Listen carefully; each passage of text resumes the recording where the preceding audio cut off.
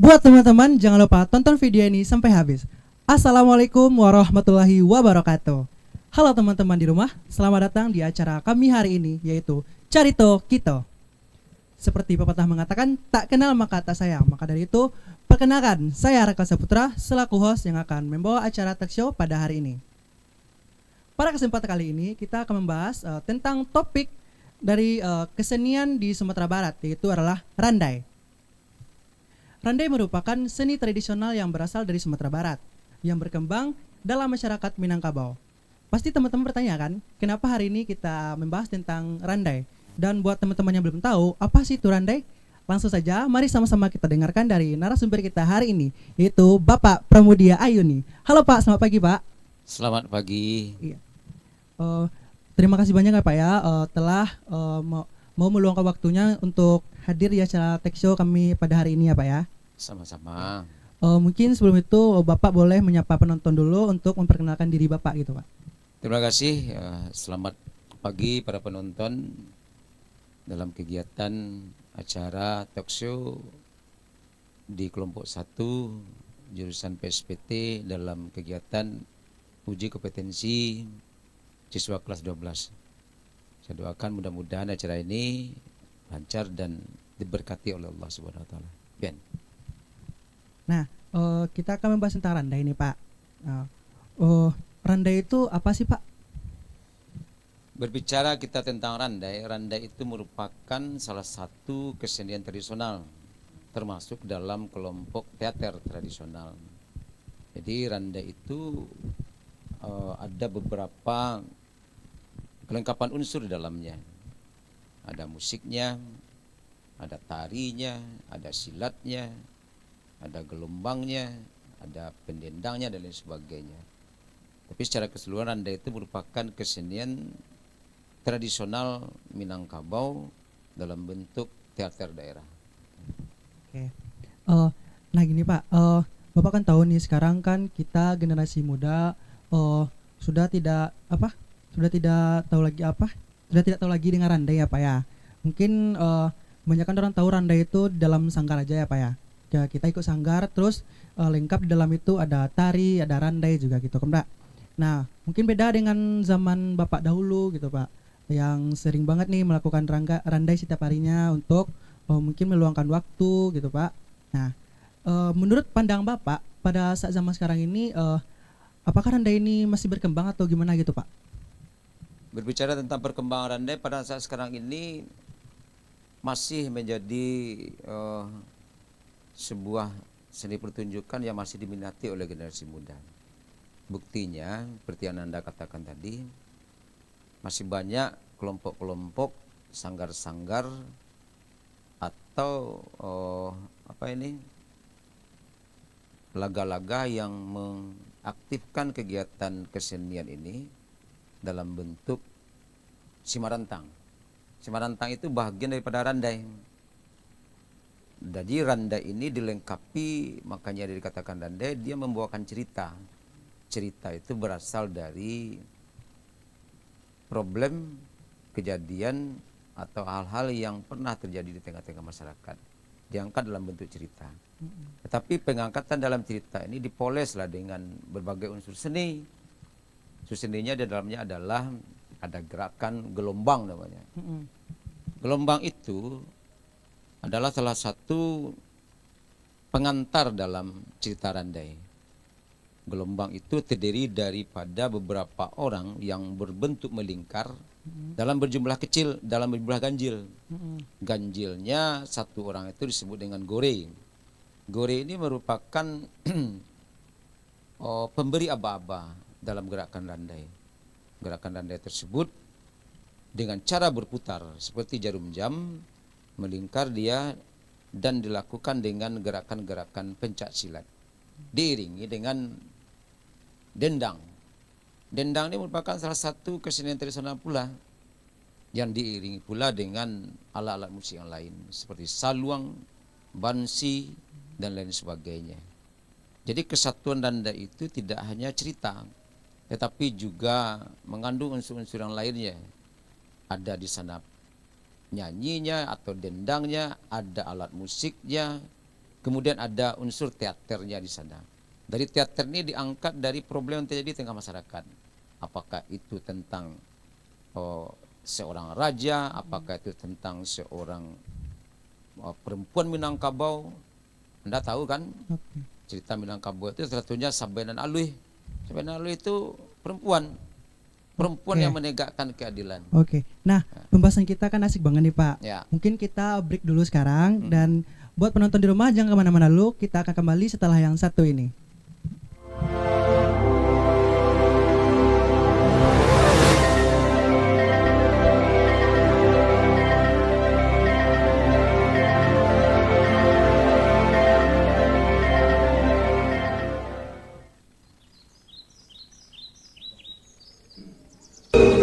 Deh, angik banari ko lai. Angik-angik benda ko apa benda mancak ya? Omak, ada kami mudo.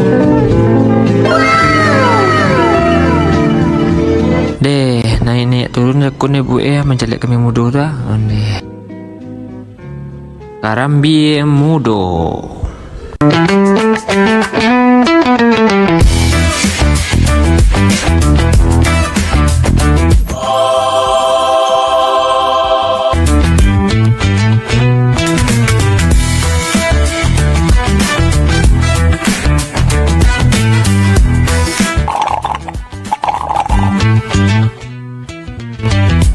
Ditambah es batu sete biar tambah nikmat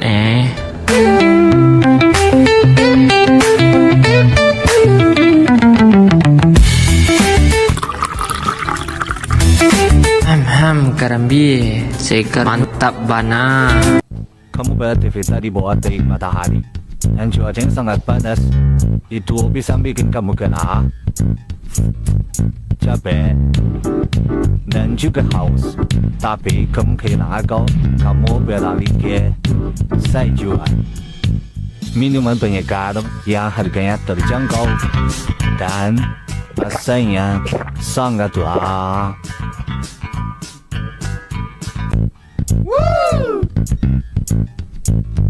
Dan jangan lupa sayur, minuman penyegar.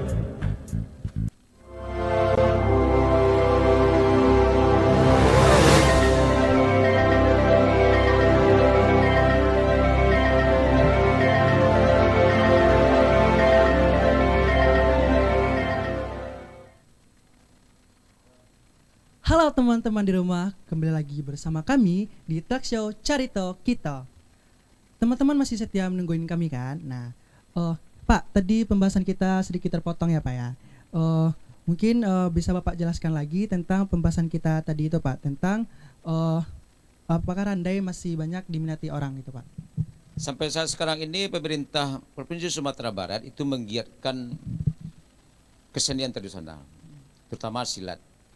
Berkembangnya silat itu akan memberikan dampak nanti terhadap kesenian yang lainnya, terutama Randai.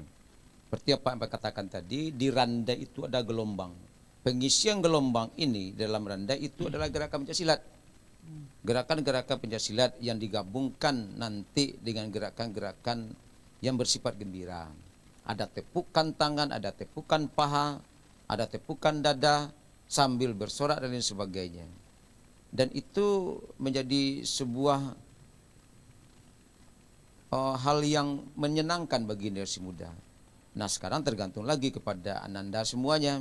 Memang kesenian Randai itu tidak ada dalam kurikulum, tetapi di dalam pelajaran seni budaya, pelajaran keminangkabauan, Dinda mempelajari bagaimana kesenian Randai itu secara keseluruhan. Jadi apakah masih banyak diminati sekarang ini? Masih ada, terutama kelompok-kelompok komunitas kesenian. Kelompok komunitas kesenian itu seperti sanggar, ya, kelompok-kelompok laga-laga yang masih mengaktifkan kesenian tradisional itu di nagari mereka masing-masing. Oh berarti Randai itu masih banyak diminati oleh generasi muda zaman sekarang ya Pak ya? Masih. Tapi itu tergantung dari diri mereka mau ikut apa enggaknya. Oke. Nah, ada nggak sih Pak tujuan utama dari Randai ini ditampilkan gitu nggak Pak? Di samping seni hiburan, Randai ini ngangkat cerita. Di dalam cerita itu terdapatlah nanti pesan moral yang disampaikan dalam cerita itu. Contoh seperti Siti Baheram. Anda tahu Siti Baheram itu cerita orang Pariaman Sikapa yang benar-benar terjadi di Minangkabau dahulunya, di kota Pariaman, di mana menceritakan tentang seorang penjudi, si Joki Kuba namanya. Joki Kuba ini adalah parewa. Parewa itu artinya adalah pemuda atau preman yang suka berjudi, minum minuman tua. Dari cerita ini, si Joki ini dengan kebiasaannya dia berjudi, nyabung ayam, timbulan niat untuk merampok. Merampok ini sasarannya adalah tidak dilihat apakah itu orang lain, apakah itu famili, apakah itu anaknya. Tidak peduli bagi mereka, karena yang mereka inginkan adalah uang itu. Nah, dalam perjalanannya, si Joki ini membunuh Siti Baheram. Padahal Siti Baheram ini adalah masih keluarga dari dia. Nah, begitu kejamnya Joki ini. Dari sini kan bisa kita nilai moral yang disampaikan dalam cerita si Joki Mati Bagantuang ini. Dapat disimpulkan bahwasanya berjudi, menyabung ayam itu pekerjaan yang dilarang oleh agama. Ingat, agama kita, adat bersandi sorak, sorak bersandi kitabullah. Artinya segala kelakuan kita di Minangkabau ini harus berpedoman kepada Al-Quran. Demikian. Oke. Randai ini sendiri ada ciri khasnya sendiri nggak Pak dari dibandingkan dengan pertunjukan seni yang lainnya gitu? Ciri khas randai seperti yang Pak sampaikan tadi, pertama dia mempunyai unsur musik. Ada unsur musiknya ini, ada talempong, ada nanti rebab, ada nanti saluang, ada itu bansi, itu unsur yang mengiringi randai ini pada tempat-tempat tertentu, terutama pada saat gelombang berjalan. Nah, ini. Yang kedua, ada seni tarinya. Seni tari itulah yang disebut dengan gerakan galombang tadi. Bagi mereka yang termasuk dalam unsur gelombang itu melakukan gerakan yang sama. Ada bertepuk tangan, bertepuk paha dan lain sebagainya, berputar, menyepak, menangkis, menolak dan lain sebagainya. Kemudian unsur yang ketiganya adalah ada dramanya. Unsur drama ini disebut dengan teaternya. Ya. Di sana juga terdapat unsur estetika yang lain. Ya, bajunya lah, ya penampilannya, make up-nya lah. Dulu randai ini pemeran laki-laki, wanita diperankan oleh laki-laki. Karena ingat, di Minangkabau berkesenian itu bagi perempuan itu tidak dibenarkan, tabu istilahnya. Makanya pemain randai itu dulu, walaupun dia memerankan peran perempuan, tetapi dia harus laki-laki. Bajunya lah yang dibuat, bajunya dipakai oleh laki-laki itu menyerupai perempuan. Ada di sana unsur make up-nya. Nah, jadi unsur-unsur itu semuanya terdapat dalam randai. Segala unsur kesenian. Ada lagi unsur estetikanya. Ya, ini kan termasuk seni rupa. Menata ini, Panggungnya tata artistik, termasuk juga seni rupa. Nah, segala unsur seni budaya, segala unsur kesenian terdapat dalam randai. Makanya randai itu adalah kesenian kompleks ya, yang melibatkan seluruh unsur kesenian. Ya. Oke. Biasanya setiap saya nonton pertunjukan randai ini Pak, saya tuh selalu selalu fokus sama panggungnya gitu loh Pak. Dalam pertunjukan randai ini, apakah panggung tersebut itu memiliki arti tersendiri atau tidak gitu Pak? Permasalahan panggung dan randai itu dimainkan di tempat terbuka, di arena terbuka namanya. Kalau kita bicara tentang pertunjukan, ada beberapa istilah dalam pertunjukan itu. Ada yang di dalam ruangan yang disebut dengan pentas atau panggung, ada yang di luar ruangan. Sedangkan randai dimainkan di ruangan, di luar ruangan, di laga-laga namanya. Di sanalah mereka membentuk lingkaran. Bisa juga dimainkan di lapangan, di halaman sekolah seperti yang kita laksanakan, pada tahun-tahun kemarin mengikuti lomba, kita latihan di lapangan. Jadi sebenarnya kesenian randai itu idealnya ditampilkan di luar ruangan, di arena terbuka namanya. Jadi di arena terbuka itu ada di lapangan, ada di arena seperti apa ini, kolosium itu. Nah, sehingga mereka dengan penonton tidak ada batasan. Penonton berada di sekeliling, randai main di tengahnya. Sehingga interaktif penonton dengan pemain randai ini itu jalan. Dengan suara agia-agia, tepuk tangan, orang bertapuk loh. Pada saat nanti si joki itu membunuh Siti Bahiram, ada pula penonton yang menangis. Artinya interaksi mereka dengan penonton dengan pemain itu dekat sekali.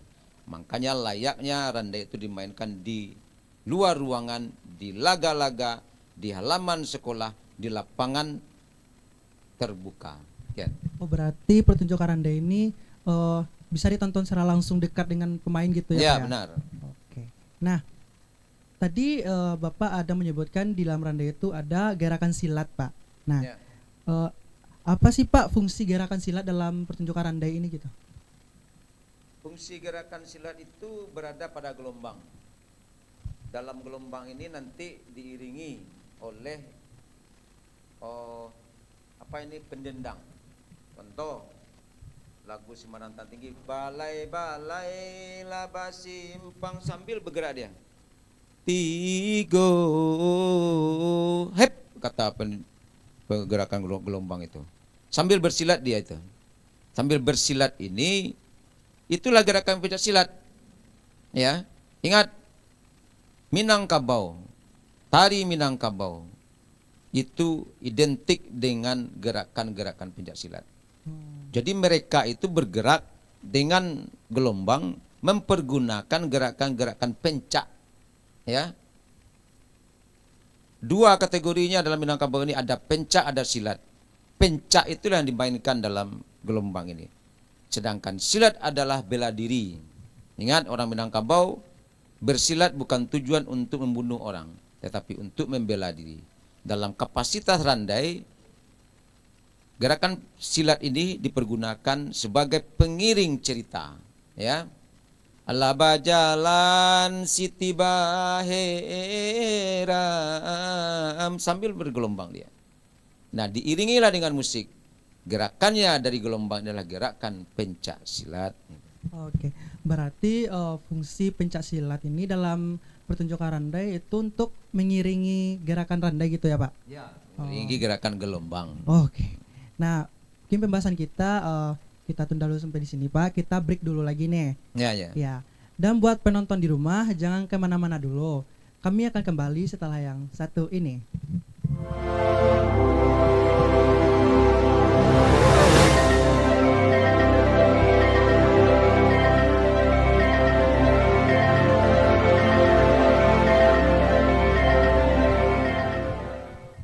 Kamu beraktivitas di bawah terik matahari dan cuaca sangat panas.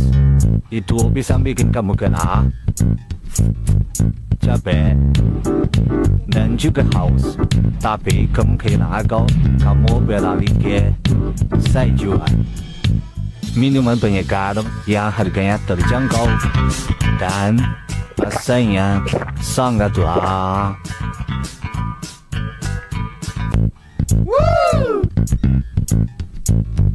Dan jangan lupa sayur, minuman penyegar. Deh, angik benari ko lai. Angik-angik benda ko apa minuman cak ya? Oh mak, ada kami mudo. Deh, naik turun aku ni bu mencalik kami mudo dah. Deh. Karambi mudo.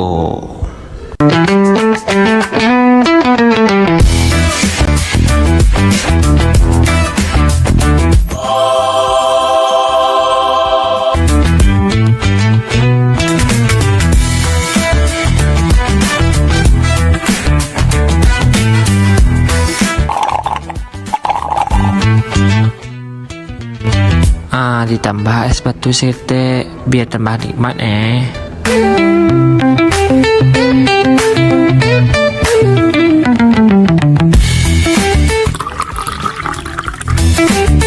Karambi, seekor mantap bana.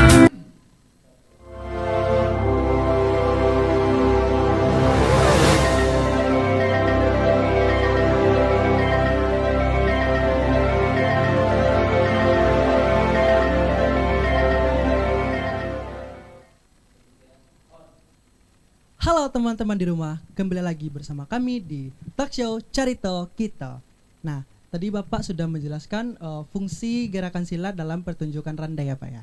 Nah, sekarang ini Pak, bagaimana alur cerita dalam pertunjukan randai biasanya disajikan Pak?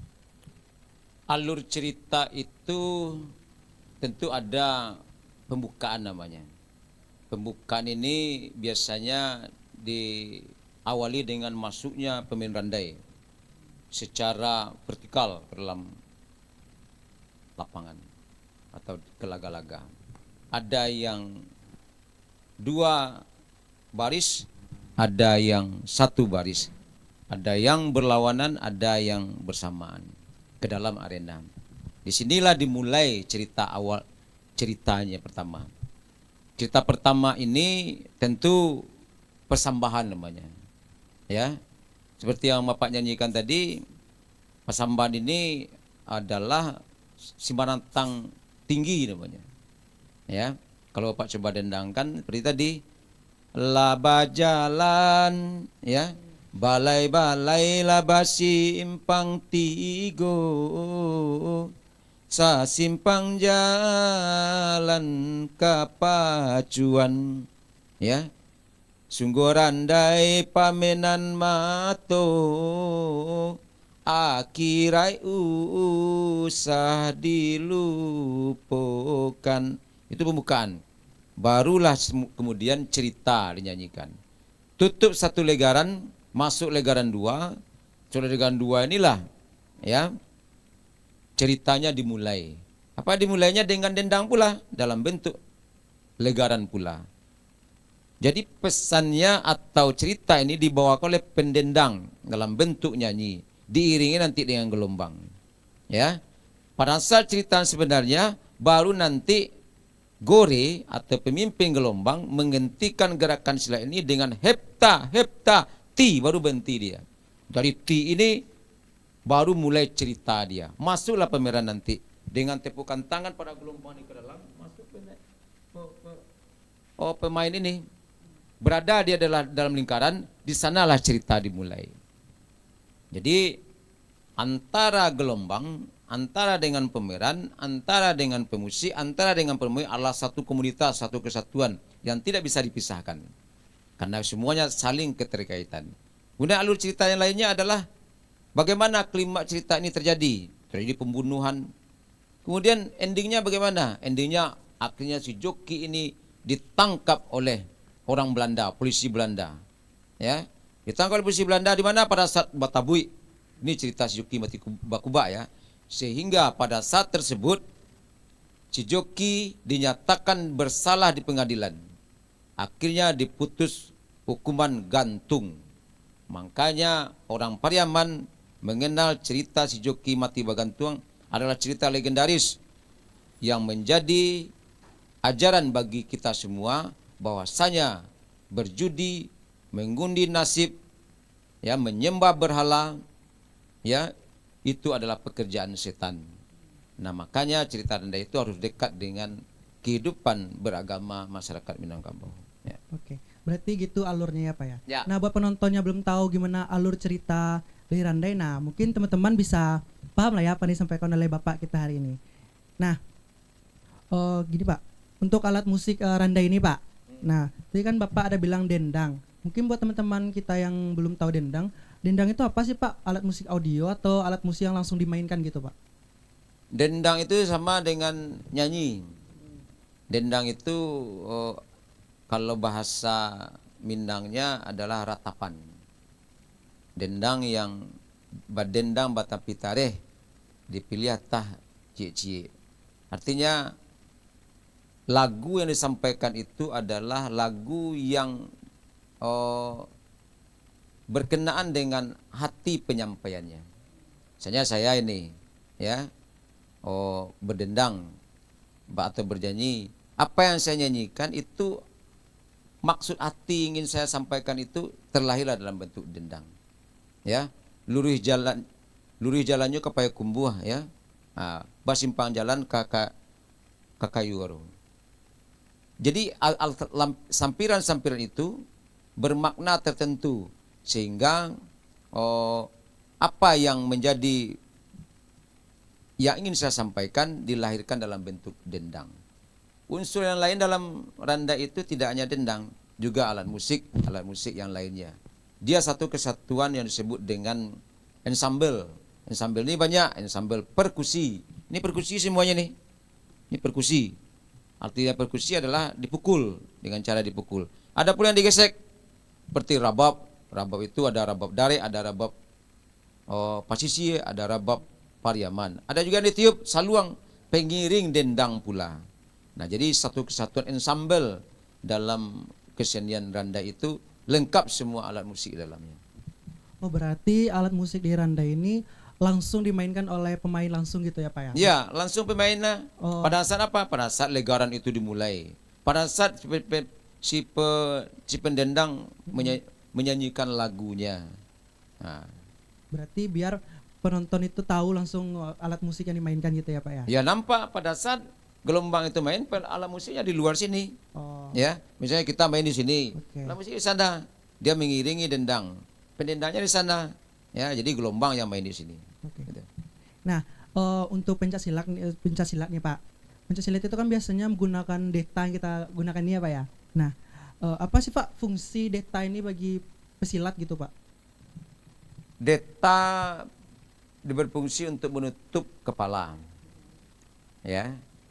Kalau dilarikan kepada agama itu wajib kita tutup, apalagi perempuan. Dalam berkesenian semuanya harus ditutup.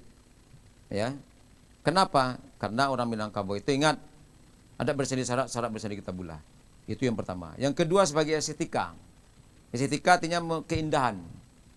Ya. Mungkin tentu tidak mungkin rambut orang yang panjang bergerai-gerai. Kan sekarang ini kita lihat rambut laki-laki ini yang panjang. Pada saat dia bermain randai, pada saat dia berdendang kan tidak enak bentuknya. Itu dari segi estetika. Yang ketiga, deta ini juga berfungsi sebagai identitas. Apa itu identitas? Ingat, muncak buru itu ada juga pakai deta. Berburu Ya, Pak. berburu. Oh. Yang kedua, pesilat parewa juga ada pakai deta. Jadi deta ini mempunyai ciri khas tertentu. Deta yang Ananda pakai pada hari ini adalah deta yang disepakati oleh Pemda Provinsi Sumatera Barat, deta pemerintahan sekarang ini. Artinya ini tanduk kerbau. Ya. Artinya mengidentitaskan bahwasanya orang pakai deta ini, orang ini orang Padang ini. Kalau di Jawa kan pakai belangkon dia. Belangkon ini barang jadi sama dengan ini. Dan ini juga telah masuk unsur, kita telah mengambil unsur belangkon juga ini. Karena detanya jadi kan. Langsung Sudah ya, jadi. Pak, ya? Iya. Sudah jadi. Padahal deta di Minangkabau itu adalah kain panjang.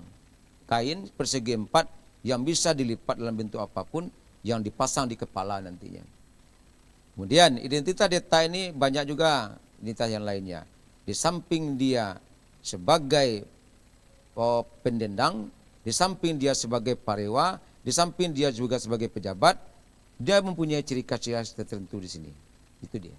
Oh, berarti itu fungsi deta sebagai dari gerakan apa? Dari pembawa silat ya Pak ya? Bukan dari pembawa silat, fungsi deta itu dalam berkesenian Minangkabau. Ya, jadi ada beberapa bentuk deta ini. Muncak buru ada juga detanya, tapi detanya tidak boleh pakai ini. Tapi bentuknya macam. Muncak buru itu detanya mungkin dipakai di sini atau dibalikkan. Ada ciri-ciri khas deta ini yang dipakai. Bentuk pemakaiannya berbeda masing-masingnya. Nah. Oke Pak. Nah, pembahasan kita kan asik banget nih Pak ya. Tapi kita sudah sampai di penghujung pembahasan Pak. Iya. Mungkin setelah ini kita bisa bertemu lagi di acara selanjutnya. Ya. Dan ya buat teman-teman di rumah yang sedang menonton, Saya mengucapkan terima kasih banyak telah mau menonton acara talk show ini sampai selesai. Saya sebagai host pamit undur diri. Jika ada perkataan saya yang salah, saya minta maaf sebanyak-banyaknya. Akhir kata, assalamualaikum warahmatullahi wabarakatuh. Waalaikumsalam warahmatullahi wabarakatuh.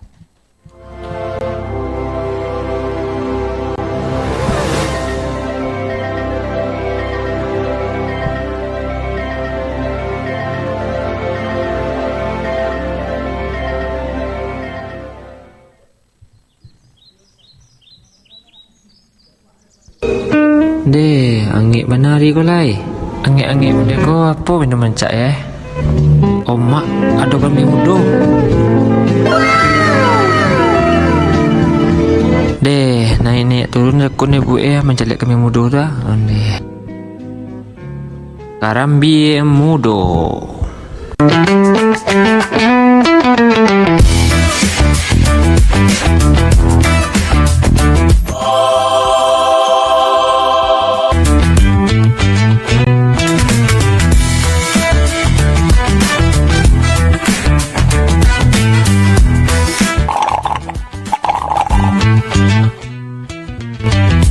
Ditambah es batu sirte biar tambah nikmat Kelompok 1 ketua dulu. Sadar. Kelompok 1 kabar sadar. Karambi segar mantap bana.